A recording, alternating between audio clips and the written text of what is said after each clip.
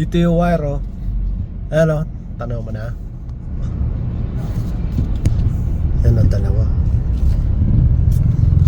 Dapat dito ka sa kanan. Yan, kumanang ka dyan.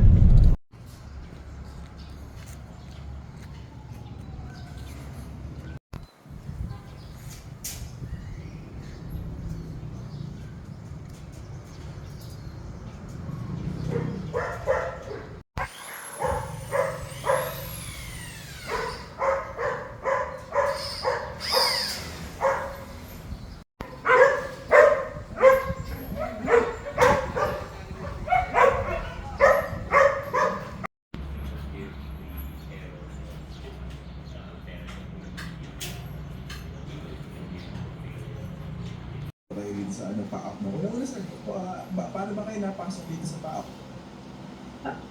Mahabang kwento po yan. So, 2013, naghahanap po ng analyst na magiging consultant ng commission. So, I was introduced by the late Mr. Harry Lorenzo to the current Director of Operations, Dr. Director, retired Police Colonel Willie Pidatu.